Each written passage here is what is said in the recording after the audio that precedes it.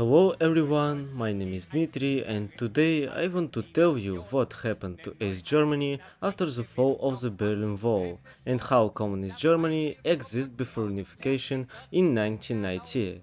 If you are interested, I will leave links to some materials in the comments. So let's go.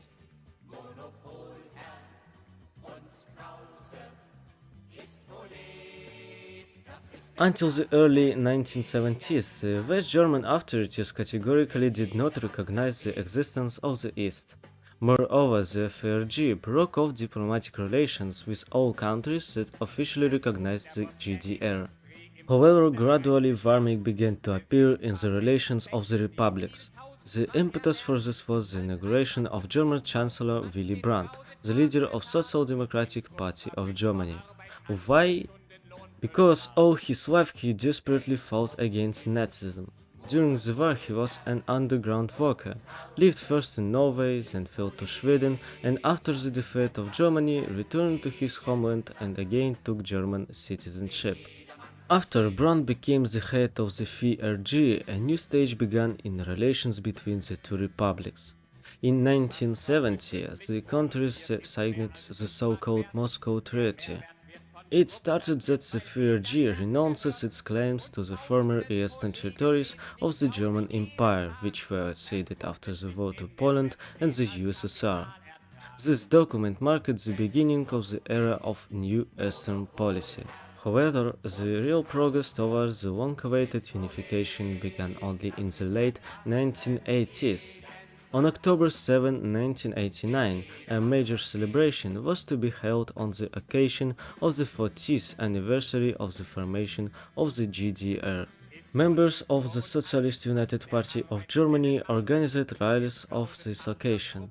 However, in almost all cities, spontaneous demonstrations of opponents of the ruling regime appeared a step away from official celebrations. So the people of East Germany clearly showed the government that they are no longer the masters here. As a result, under the pressure of the masses on October 18, 1989, the long-time leader of the GDR, the head of Communist Erich Honecker, announced the fall of the Soviet regime in the country and resigned from office. The new general secretary of the party was his colleague Egon Krenz, who separated the party from the government by the first decree. There was only one last obstacle, the Berlin Wall, which seemed indestructible but was already living out its last days. It happened on November 9, 1989 at 1934, when the representative of the new government of the GDR, Günther Schabowski, speaking at a press conference, announced the new rules for entry and exit from the country. From now on, visas for private trips had to be issued without special conditions and long registration. In fact, this meant that any citizen of the GDR could now freely cross the border and enter the territory of West Germany. In fact, an error occurred during the coordination of Schabowski's speech, because of which he spoke ahead of time about the new orders that were only planned to be introduced. But for hundreds of thousands of Germans, what they heard was enough. People rushed to the border in droves. At first, the border guards tried to push back the crowds using water cannons, but the people kept arriving and then the border had to be opened. Over the next 3 days, more than 3 million people visited the western part of Berlin. And on December 22, 1989, the Brandenburg Gate opened for passage, through which the border between East and West Berlin was drawn.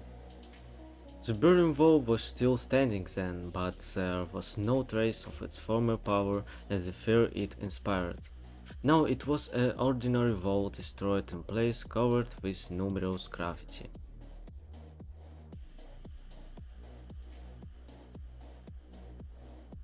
The new head of the GDR government, Hans Moderow, assures that the process of change is irreversible. He promises to reform the political system and economy of the GDR. Mikhail Gorbachev says that he welcomes the change, but at the same time emphasizes that the unification of Germany is not on the agenda. Meanwhile, German Chancellor Helmut Kohl is already presenting his plan to overcome the partition of Germany at the end of November. The merging is happening faster than expected. The parliamentary elections in the GDR in March 1990 will be a prerequisite for the creation of an all-German state. The East German Christian Democrats are winning by a large margin. Their leader, Walter de Maizière, becomes the head of the GDR government. In mid-May 1990, Kohl and de Maizière signed an agreement on the creation of single economic space. However, unification is not just an internal matter of the Germans. In May 1990, negotiation of the Formula 2+4 began in Bonn with participation of both German states and the four victorious powers: the USSR, the USA, France, and Great Britain.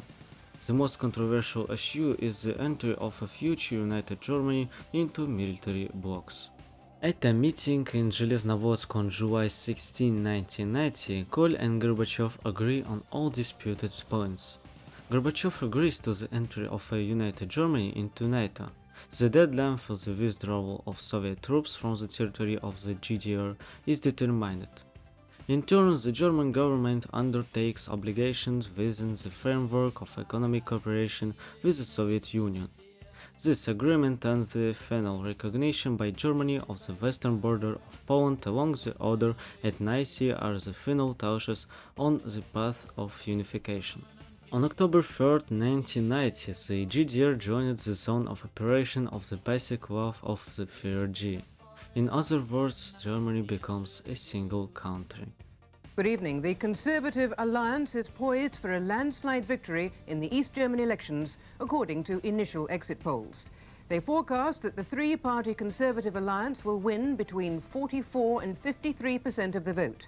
The left-of-centre Social Democrats will come a distant second with 22%, and the PDS, the renamed Communist Party, third with 15%. This would be a major triumph for the West German Chancellor Helmut Kohl, who campaigned vigorously for the Conservatives. The exit polls have a higher than usual margin of error because of East Germany's lack of election experience.